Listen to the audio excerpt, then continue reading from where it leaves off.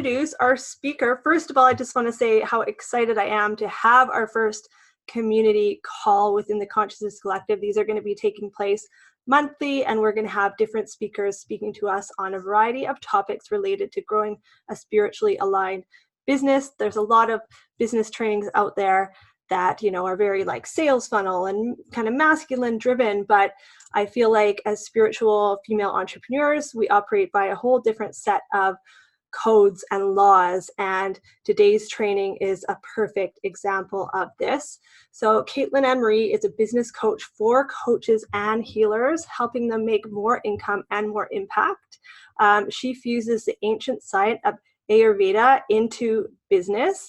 And if you know a little bit about Ayurveda, it is an ancient science originating in India, and it deals with kind of the mind-body connection. And I just know a little bit about it. I kind of understand the doshas, but I find it completely fascinating that you can apply this wisdom to business and uncover different blockages and imbalances in kind of your mindset and your kind of energy when it comes to business. So Katelyn is launching her signature program, the Soul Aligned Business Academy, coming soon, which is just a sisterhood of female spiritual entrepreneurs that are building their businesses together. And obviously she infuses her Ayurveda work within this business academy.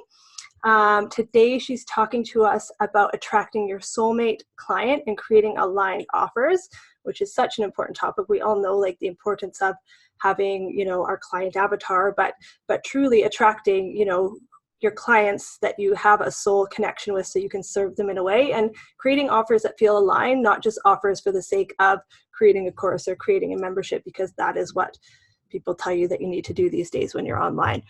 So I'm excited to receive this training, and I'm just glad that I stumbled across you, Katelyn, on the fabulous world of Instagram. So I'm going to hand it over to you, and then if we have any questions, I'm sure I'll have questions at the end. We'll shoot them your way, but I'm just going to leave it to you, and you can take it from here. Great. Thanks so much, Megan. That was such a great introduction. You might want to turn your audio up a little bit if you can. Okay. Can you hear me okay? I can hear you okay. Yeah, just a little quiet, but I can hear every word you're saying still. Okay, because I can grab headphones. Hey? I can grab headphones. Would that be better? I think it's okay. Deneen, Loretta, let's see what you guys... Okay. Yep, go ahead. It's fine. Fantastic. I'll try to project a little bit more. So I'm Katelyn Annmarie, and like Megan was saying, I am a business coach and I infuse Ayurveda into my practice. And I think like we can just start with Ayurveda, because right there, it's like, oh my gosh, I love talking about this because it really is something that no matter who you are, no matter where you are, like this science is something that will change your life. Ayurveda is it's a medical system. It's over 5,000 years old, and it looks at every person as an individual. And then it sees everything around you, every environment that you're in, every emotion that you feel, every song that you listen to, every food that you eat is seen as medicine. And so the perspective is that you can have medicine, and it can be medicine. It can also be poison, and vice versa. So it depends on how it manifests within your lifestyle, manifests within your unique genetic blueprint. And so Megan had mentioned the dosha system. The dosha system is the main way that we understand who we are as individuals. And there are 3 doshas called Vata, Pitta, and Kapha. So if you have experience with Ayurveda, let me know. Like, I love watching the chat box and kind of flowing with you all. So any questions, any thoughts, any reflections, if you know your dosha, you can let me know also. But essentially the dosha is that when you're born, yes, Vata, of course. Awesome. So here's the thing about the profile. When you're born, you're completely balanced, right? Like the world has not touched you. You haven't eaten anything that was bad for you. You know, ideally, this is exactly how you're meant to be. You come into the world, and then all of a sudden, you start experiencing imbalances pretty much right out the gate. And it's not bad or good, it's not right or wrong.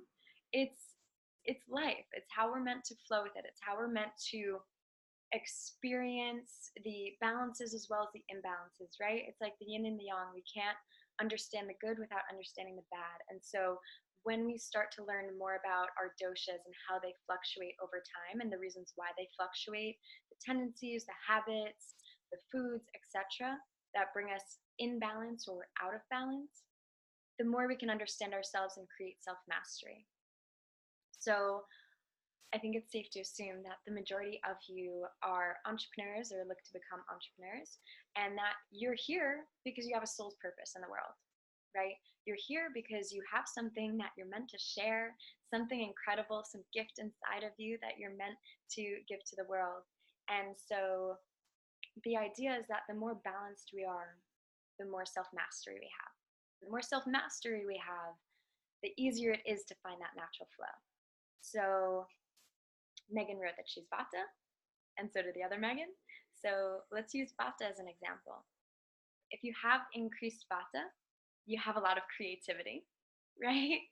We can see Megan with Clouds and Dirt and all the intricacies of her business. Her creative energy is allowed to flow.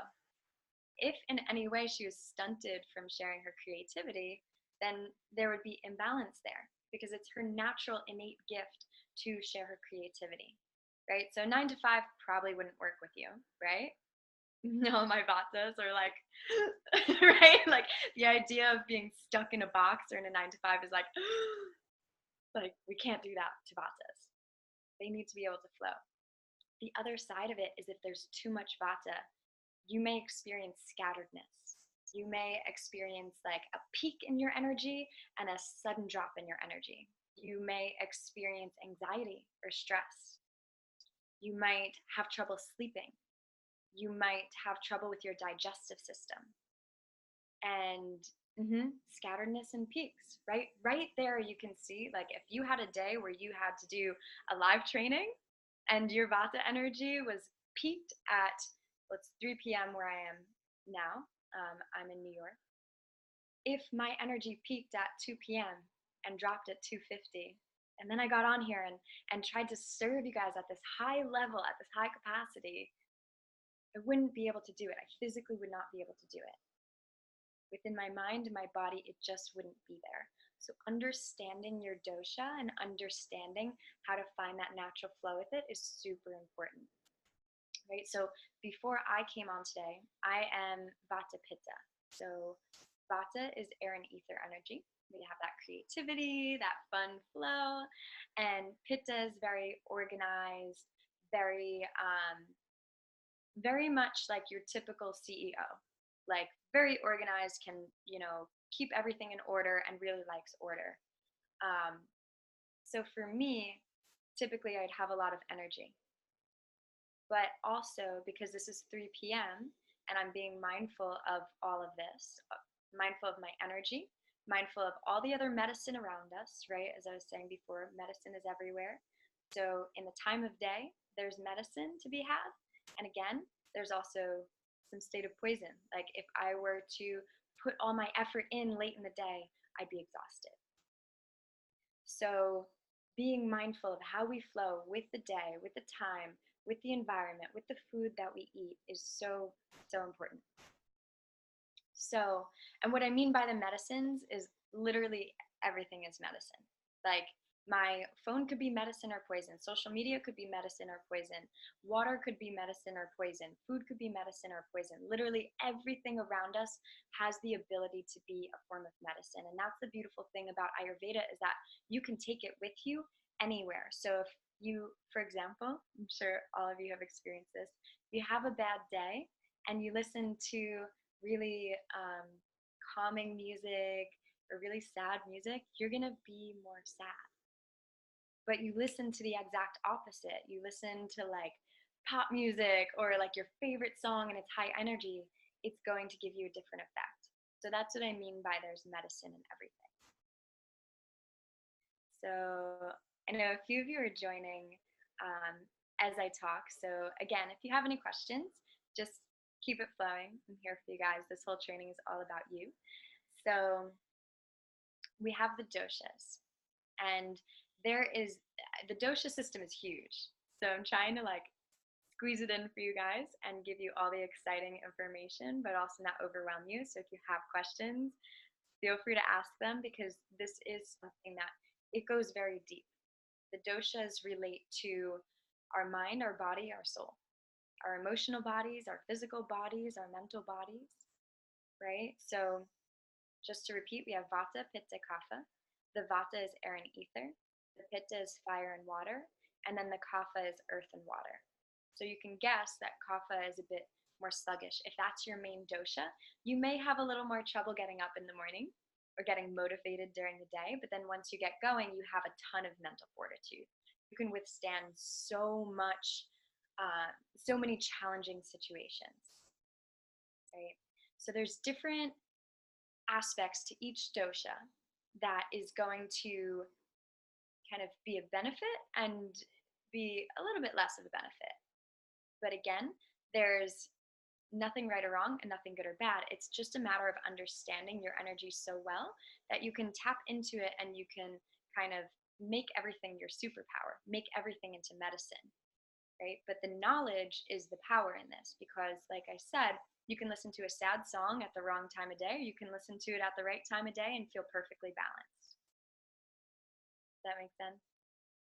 So Deneen wrote, where can we figure out hours? Is there a website? Yes. So currently my website is down. I do have a quiz on there, but my favorites are, I'm going to type them in the chat box so that they stay there, lifespa.com. And that is by, oh, it auto-corrected, Life Spa. And then Banyan Botanicals. Those are two of my favorite sites. Also the Chopra Center. So Deepak Chopra, if you know him, he has a quiz on his site. Those are my top three favorites. I think they're not just a plain quiz, but it allows you to see where you're balanced and where you're imbalanced, right? So these quizzes also bring insight. As you're answering the questions, you also start to be able to see, okay, maybe my energy is a little bit off here. Maybe, my mental fortitude is off, but I'm naturally kapha, so I should be able to like be focused on a task for a long period of time. The other aspect of this is that when you find out your dosha, you also, again, you know your superpowers, right? Oh, so I love this question because they're not related.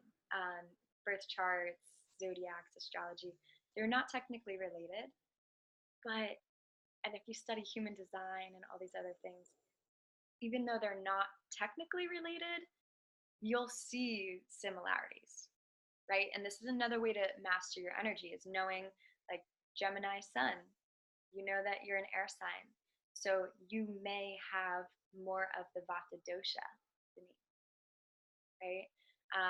But it's not necessarily true. And so that's kind of me just being real. Like, Ayurveda is not related to astrology. There is Vedic astrology, but as you know, if you study astrology, it's according to like where the stars are when you were born. So Vedic astrology relates to where the stars are above India, right? So it's different. But for example, I'm a Taurus, but I'm a Vata Pitta, so I'm fire and air.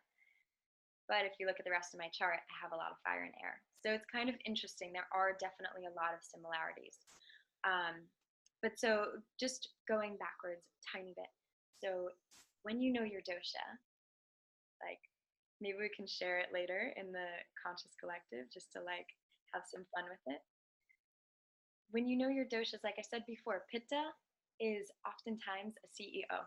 They're the person that like climbs the ladder, and they kind of pride themselves on their work. They can hustle. They're very bright. They can learn things very easily. They can also meditate really easily in like the typical form of meditation where we expect, like, I'm going to clear my mind and just sit here and meditate. That's easy for pittas. When they're imbalanced, not so much. But a healthy pitta is going to be able to meditate really easily, and also going to be able to climb that corporate ladder, and not necessarily just corporate, but build their own business and not burn out. But like I said, pitta can also be imbalanced. And with the pressures of society, the pressures of our environment, the foods that we eat, the things that we listen to, that can cause a bit of a pitta imbalance. And then maybe that person winds up just falling into the habit of hustle. Right? So this is why I bring it together with business. And this is why when we're looking at how to attract clients and how to create aligned offerings, all of these things need to come into play, right? Because the person who is very much pitta is going to have a good amount of energy. They're going to be very organized, but they're going to sort of have that desire to take on 20 clients and then burn out. So finding your superpower doesn't mean you focus only on that, but it's understanding that that superpower also has kryptonite to it. You guys following me? This is my Vata mind. I'm going to start to throw a lot of similes and metaphors and a lot of visual talk here. So then we also have the Vata. The Vata is somebody who can create and create and create. They go into their business and they're like, I'm going to create 1 million offerings. How many of you think that that Vata is going to actually create 1 million offerings and complete them and put them out there and market them and fill every one of them? It's not going to happen, but that's going to be the desire, right? So the thing that I don't like to say, but it kind of is true, is that our environment and our conscious minds and like the pressure of life can often bring us out of balance, right? If you can create, then keep creating. Well, no, you don't want to create 1 million things, because then you're also creating anxiety. Too much air energy means that you're not actually connected to the earth. And if you're not connected to the earth, then you're not connected to tangible reality. You're not connected to action.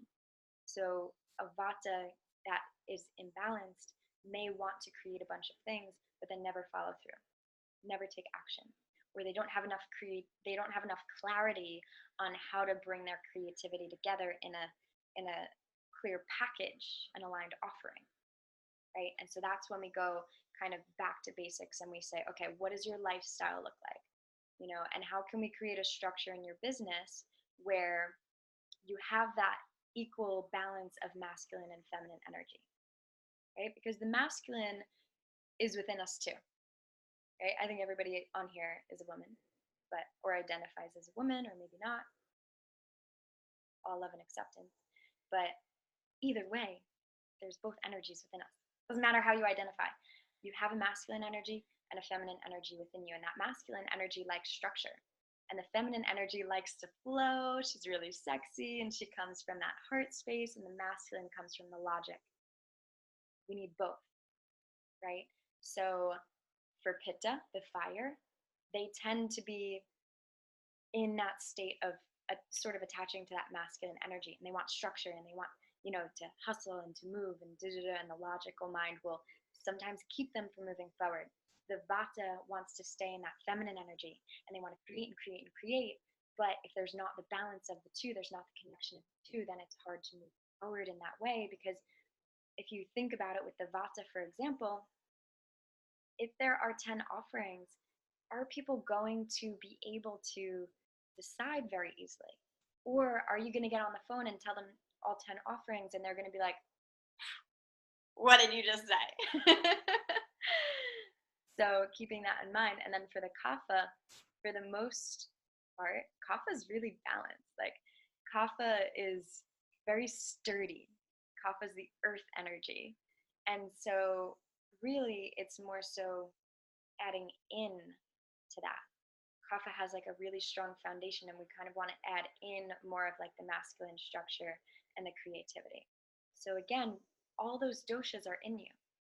So just because you're Kapha right now doesn't mean you can't increase your Vata energy, or that you're not lacking Vata energy, or any of these pieces. Everything in nature has the ability to be a medicine, so we can increase in certain areas within reason, right? You don't want to drink a bunch of hot sauce and then be really fiery and expect that that's not going to cause a totally different problem. So just reading up on, Megan wrote, is there a feminine and masculine side of all the doshas? So kind of the same idea. Ayurveda doesn't really go into like feminine and masculine because it focuses on the elements of nature. But we can definitely see it in there, right? We can identify it where vata is a bit more feminine and pitta is a bit more masculine. And then kapha is kind of like that in between ground.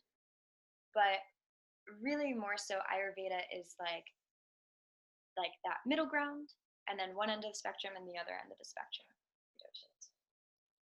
For example, there's 3 doshas of the mind: rajas, tamas, and sattva. And so this is getting super deep, and I'm not going to go that deep because it's a whole nother bag of worms.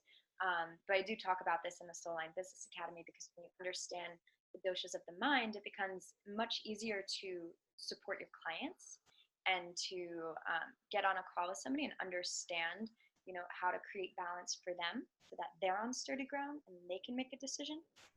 But with the example of the 3 doshas, we have fire, air, and earth. Like I said, like kapha's kind of middle ground.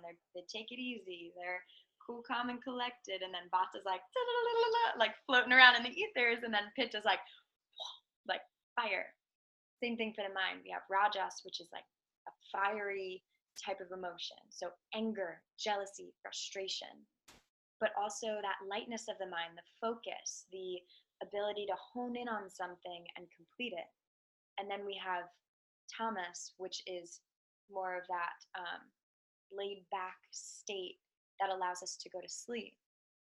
It's really calm, but not even calm. It's more so like a heaviness and a dullness, which again is something we need. In the middle is that state of calm, that state of balance. So not so much feminine and masculine, but Danielle wrote, my chart in my life is so masculine in nature, but I love the remembering of connecting with the divine feminine. Still always find myself leaning towards my masculine go, go, go way of life. My chart has 6 aspects of masculine. Yeah, so for you, I would suggest implementing some lifestyle tactics that will encourage a bit of the feminine nature. So turning on some fun music and dancing, like shake your ass a little. I always say this to my girls who are like, they're, we go through the process of building out their programs and filling it. And so there's always going to be that flow, right? No one's ever going to be perfectly balanced. It's just with the environment, with everything that we have. If you're balanced, awesome. Tomorrow you might wake up on the wrong side of the bed, and that's okay too, right? So being mindful of that, and then recognizing if there's a lot of masculine energy within you, that's great. That's a superpower. But if it gets to a point where you're hustling and you're in that go, go, go state of life, and then you burn out, like that was me. So I can speak to this too. Like I got very sick, and that was one of the reasons why I kept going back to Ayurveda and healing myself, because it wasn't something that could be resolved by Western medicine, because Western medicine didn't look at my whole lifestyle, right? And as entrepreneurs, we know that your whole lifestyle includes your business, because you're running a business, and that's how many hours of your week, right? So when you look at it from that perspective of, well, my lifestyle can be a form of medicine, Ayurveda focuses largely on your lifestyle. It focuses on morning routine, nighttime routine, the food you're eating, the air you're breathing, how you're breathing it. Are you meditating? Are you moving? What kind of movement are you doing? Is that movement increasing fire energy or diminishing it? Is it creating balance or taking away from balance? Is the, it really, you can see medicine in everything. And so I'm trying to give as many examples of that as possible, because when you start to look through the eyes of Ayurveda, that's the intention, that you recognize everything as medicine or lack thereof. A conversation can be medicinal, right? You can have a really healing, beautiful conversation with a friend, or you can have a conversation that's full of gossip and, judgment. And it's different. It's not the same as that healing conversation. Yeah, original medicine, Deneen. I love that. So, with that perspective, then there's that tendency for following this way of life that we're so used to. And when that way of life starts to accumulate these seemingly minuscule challenges, okay, I tend to hustle here and there. Okay, no big deal. Everybody does that. Well, in time, what does that create within the body? It creates a lot of fire. For me, I wound up having liver issues. I wound up having eye issues, and this was all created to the all related to the fire that was created, right? So being mindful of these little things that can add up, and it's not in the sense of like, oh, like don't do it, it's terrible for you, but at the right time in the right dose. So if you can create balance in it, if you notice I'm hustling, I'm burning out, I'm pushing things forward, slow down. Just slow down. Just sit in the grass. Create earth energy in your life. Eat heavier foods, eat more nourishing foods, listen to slower paced music. Take time in the morning to do a morning routine, a slow yoga routine, a meditation practice that's really soothing and not stimulating. Yeah, I think you're about to pitta, Megan. Most people are dual dosha. They have two doshas. So, and like I said, all three exist in you. So, um, again, and it can change throughout life. So, when I was younger, before the age of 25, I was more vata than pitta. After the age of 25, you go into the pitta point in life, like the pitta life cycle. And then so until 25, you're in kapha. From 25 to 60, you're typically in the pitta stages of life. And then after 60, you're in the vata stages of life, which are known as the wisdom years. So those can each add to everything as well. So Ayurveda goes really deep. And I know I said I was just going to give you a little taste of Ayurveda, but I really love it. So it's hard for me to go really deep with it. Megan has questions in Q&A. Oh, this little box here. Cool. What you said about Vata trying to create all the things but not completing them feels super accurate. How do you create a balanced Vata for business? Awesome question. Thank you, Megan. So I'm just going to share a little bit from the perspective that I built the course that Megan was telling you about, the Soulmate Business Academy. The way I built this course is that everybody who comes in has so much vata because everybody is creating. And in addition, most people have a lot of vata because we constantly have our phones and we're constantly like scrolling, and vata relates to movement. So we need vata because movement allows us to talk, to breathe, to digest. But when there's too much movement, it creates imbalance. And so that's where you see like a lot of creative energy coming in and it being a little bit of a problem. If there's a lot of movement happening, you know, and this is why I was sharing from the perspective of how I built the program, because even that's movement, right? And I'm sure some of you have already like done some kind of course, or you know, you've gone to college, or you signed up for a workshop before, and like when you're getting to there, like you're driving there, you get ready, you're getting all your books together, you've got all this excitement. That's vata energy. You've got all these ideas of what it's going to be. That's vata energy. You're getting your life in order and you're changing your schedule around. Vata energy. So there's that increase. So it's natural. The intention then is, how can we ground it? How can we pull in grounding energy? So one of the biggest pieces of Ayurveda, and you know, the beginning of the course that I share is really focused on like, how can we ground? You can do deep breathing techniques. You can go out in nature, right? You can do all these other lifestyle techniques. But additionally, how can you create earth energy in your business? So that means getting grounded within your body and your mind, but also getting grounded in your business. So understanding what your brand is, understanding your mission, your why, your driving force, right? What are the foundational pieces of your business? And Megan, maybe you have something that you want to share in relationship to this. But knowing the foundations of your business really mean like, what are your intentions there? And then for most people who have a lot of Vata energy, the first thing I say is like, focus on one offering. Don't put 1,000 things out there. And of course, this depends on what your business is, because if you were somebody who is, say you started a clothing line, then it's kind of like, all right, just create and create and create. And as long as it is sort of like evergreen and it's automatic, then you're not doing much movement after you create, which is nice. But if you're somebody, you have a coaching business, or you're a healer or something like that, if you have 10 different offerings and in the span of a week you see like 20 people and you have 10 different offerings, so every time you go in you're doing something different, that's going to increase the Vata, and it's going to kind of backfire. So having one offering that really aligns with you is important. And what I mean by what aligns with you is that if you have Vata energy, you're so creative. That's your superpower. Like, we should celebrate that. How can we bring more of that creative energy into one container? So rather than having all the creative energy spread out amongst 10 containers, how can we create one container with all of that creativity? Does that make sense? So my business is a perfect example, and I just use it because, again, like, this is an example, and there are 1,000 examples out there. But for me, I was doing marketing.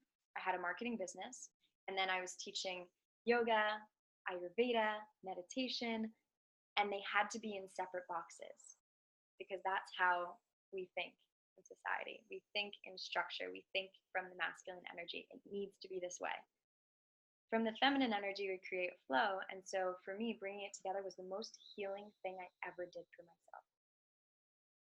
And I swear by it. It was the most healing thing I did for myself. It created so much balance in my life. It allowed me to launch and accomplish things at a much higher level, right? And when I see it within the girls that are in this round of the Soulmate Business Academy, I mean, these women came in with like so much creativity and like so much light in them.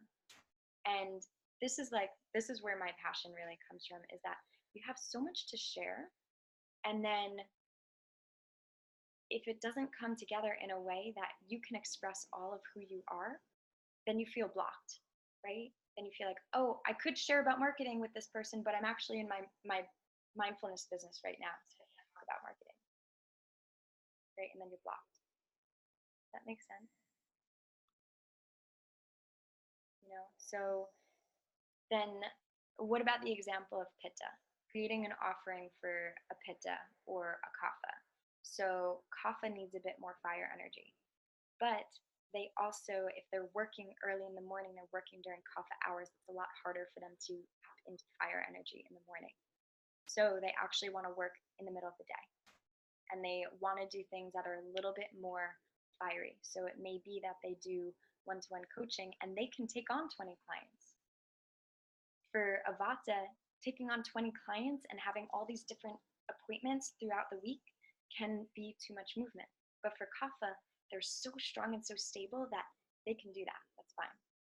For Pitta, maybe, but they're better off creating something organized and structured that they can then put out into the world and share their light in a little bit more of an easeful way. So rather than their light and their skill sets and their knowledge being like forced out there, it's meant to come more so from like that feminine aspect. Does that make sense? So they may have one offering and then a couple months later another offering, and then everything kind of goes together, but they don't have to be like forcing it out there.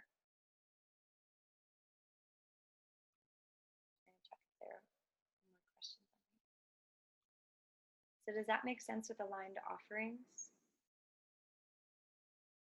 I wish I could see everybody's faces, but I'll just like look at the chat box. Yeah, so let's see. Yes, makes you. So, as you guys can start to see it come together, we have the foundation of the business, which is basically you, right? If you're balanced and you're feeling good and strong and energized and you have that self-mastery glow about you, then foundation is strong and it's set and it's amazing, right? And you want to keep that going, right? That's something that you continue to cultivate throughout time. It's not like you do self-care the first day of the month and the rest of the month you're good. Right? Like you probably need a bubble bath around the time of your moon cycle. Or you know, at the end of the week, you need to get out into nature, right? So it's a constant practice. Every day there's practices that we can implement to check in on our energy and bring it back to a state of balance. When you have that foundation and then you start to create a little bit of structure, then you can, like I was saying, we need masculine and feminine energy in everything. Masculine creates the structure and the feminine creates the flow so we can move through things, right? So all my vatas out there are probably like, oh, I hate structure, I hate listening to rules, I hate doing this, but this is what allows you to flow. And once you set up the structure, then you can basically just be all good. As long as you get that structure in a way that really aligns with you, what you need, what your superpowers are, what your medicine is, then the flow is really easy. So there's three steps there. Have your foundation, understand the ethics of your business, understand the message of your business, understand who you're talking to. And then the structure is kind of like, okay, what hours of the day are you working? How are you working? What kind of program are you offering? Is it going to give you more energy or take from your energy? Is it going to create balance or imbalance? And then from there, allowing yourself to flow, giving yourself permission. So once we get through all those stages, by the end, essentially, why wouldn't you attract clients? Right? Give me one good reason why, if you are balanced, if you are glowing, if you're coming from your zone of genius, if you've brought all your skill sets together, if you have this package that is clear and concise, that speaks to the ideal person, that, calls out to your soulmate clients, if you have your marketing strategy set up in a way where it's honoring your energy and it's also showing your skill sets and it's educating and inspiring the masses, why wouldn't you be a magnet for your soulmate client?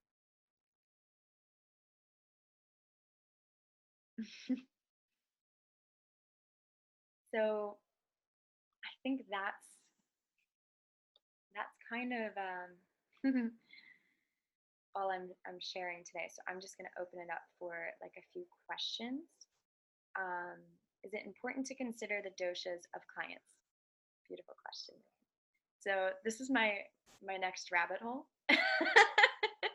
I shared a little bit about the doshas of the mind before. So when we're able to recognize the way somebody walks into a room or the way somebody gets onto a call, then we can be the medicine for them, right? And so yes, it is important to consider the doshas of the mind.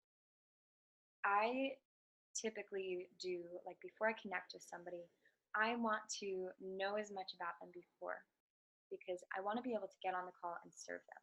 I'm not about like selling. I'm not about to like push a sale on you.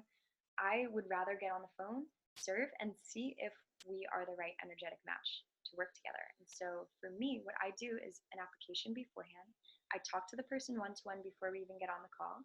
And then I know a bit about them. Like I kind of have an idea of what their dosha is, what their imbalance is.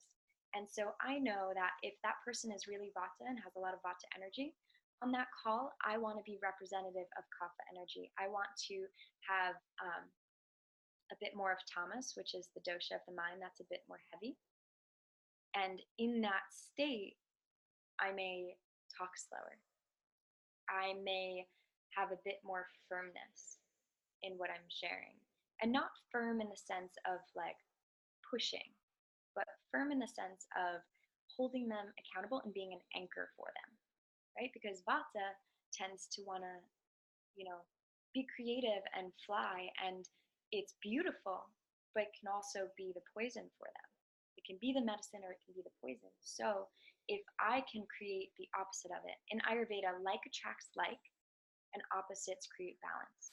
So what I'm saying is Vata is up here, earth energy is down here. If I know that my client is Vata and I can create earth energy, then I'm creating balance for them. Same way you can get in the car and you can listen to a song that can create too much excitement in you, and then you get to, like, say you get to like a family outing and maybe your family is like really chill and you listen to like rap music the whole way there, and then you show up to this family outing and you're like, yo, what's up? And then your family is like sipping tea. It's a little, it's creating imbalance, it's creating a disconnect. So the idea is, if you know your client's doshas, then you can create balance for them. You can allow them to feel more comfortable. You can allow them, and it's not in the sense of misleading, but again, you're a healer, right? Every single one of us has the ability to be a healer. So if you understand the energy in this way, then you support them in, you know, that vata person who has no clarity. They're scattered, they're feeling foggy, they don't know how to make a decision, they feel anxious, they feel stressed. You actually have the opportunity to relieve that by just tapping into the energy of the opposite. I'm going to turn on my mic now instead of typing my questions. That's so interesting how you said that with the clients, like using kind of the opposite energy to ground and balance them. And because I was kind of always of the impression, like if you've got a client that's like high energy, to like meet them there. But I see what you mean. Maybe not as much will be, you know, it won't be as productive if you kind of meet up in the vata energy instead of like anchoring and like grounding those you know, visions and ideas like into something tangible. And I'm trying to like picture what it's like kind of on the other end. So you've got like a kappa who like comes to the call like super chill. Like as a vata, are you trying to like inspire them and like drive their energy up? So good point. All right, so part of the practice, and again, this goes like super deep, and I do go deeper in like when I teach people how to do this, because it really is like you have to understand the doshas so deeply. So for the example of somebody who is kapha, they're the earth energy, they're a bit sluggish, they might have like that sad Eeyore energy, and it's like, oh, I just want to help you so bad. And you have the pitta, you have the vata, you have that excitement. For kapha, it's hard to like meet them where they're at if they're really, really heavy and dense, because then they're also stubborn is another characteristic there, right? And they don't want change. So you want to invite them in by meeting them where they're at. And I feel that this goes for the majority of the doshas. You want to meet them where they're at. You don't want to show up and be like high and mighty, like, I'm going to ground you. You want to, in understanding the energy, you also want to embody it. And so it's really important to embody the practices yourself so that you can recognize, okay, I have a lot of vata pitta energy happening right now. What am I going to do? Like, I can't just sit down and meditate because my mind is going, right? I need to kind of entertain some of that and then relax, right? So again, you don't say it was like, I'm just going to give the example of like a client call. It's 30 minutes long, and not a client call, but like a potential client. You're getting on the call with them. Say you only have 30 minutes that you want to talk to them. The first couple minutes are you just having fun playing with the energy, right? You meeting them where they're at, you getting to know them, you seeing where they're at, and then assessing at the same time what's happening there. And so in that state, then you can start to implement sort of that more medicine tactic of talking slower or talking faster or talking more of a low turn or speaking at more of a low tone or speaking at a higher, more fiery tone that increases their fire. that make sense? Totally. That's just such a powerful strategy, or just a way to connect, and like you said, provide the medicine that's needed to create the connection. And yeah, love it. Yeah. Love it. So does anyone else, I know there's only a couple of you left, Loretta had to run, and so did Danielle. Did anyone have any other questions before we wrap up? If so, maybe just type them in now. And I would love to hear from you, Katelyn, more about your Soul Aligned Business Academy. When does it start, and how's it structured? Can you tell us a little bit more about that? Yeah. So, of course, it's structured with Ayurveda in mind. So, following the seasons, following the cycles, and I had worked with people one-to-one for a long time, so I had noticed when the Vata energy was high in the one-to-one program and when the energy was low. And so that's the intention with the program. It's a 12-week long program, and we go really, really deep into this stuff. So it's not only how can you implement it in your own life, but also how can you show up bigger and brighter for your clients and hold space for them at a level that they may have never experienced before, right? This is meant to change your life as well as the lives of those around you. And then additionally, how can we implement structure in your business? How can we create that foundation in your business that anchors you in, right? That creates sturdiness and steadiness and stability. If you have a lot of Vata energy, you may see that there's not a lot of stability in your business, right? Maybe the numbers are fluctuating. Maybe the amount of clients are fluctuating. So having earth energy, we get that in. We look at the marketing strategy, we look at your energy, we start to create an alignment with your energy. And like I was saying before, bring all your skill sets together in a really clear, concise way.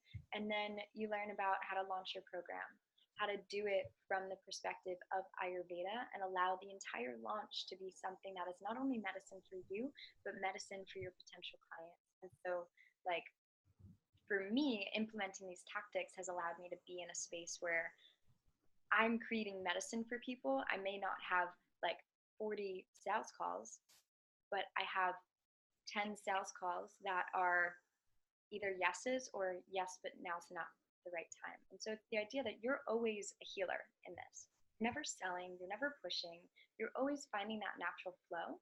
And so that's the goal with the Soul Line Business Academy. You're also hanging out with a bunch of like-minded entrepreneurs.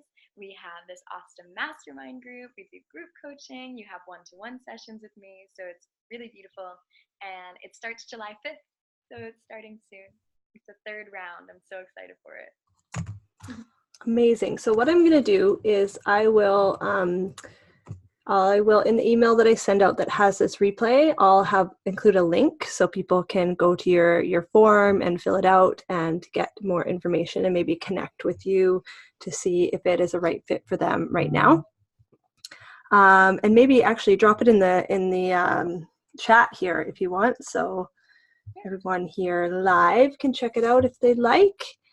Yeah, and I just want to say a big heartfelt thank you for showing up today and for sharing this with us. And I got a lot more, I was excited to begin with, but I got a lot more takeaways than I thought. First of all, kind of recognizing my own doshas, and maybe a little bit different than I first expected them to be, but also ways that I can kind of create a little bit more balance and harmony in my life and in my business, really that grounding energy in the business, and a lot of things you spoke about kind of resonated with how I've been doing things in the past and how I can sort of ground myself and balance myself out a little bit more to create, a better experience for everybody. So thank you for that. I really enjoyed having you today, and yeah, you're in the Consciousness Collective, so you can connect with Katelyn in the Facebook group as well.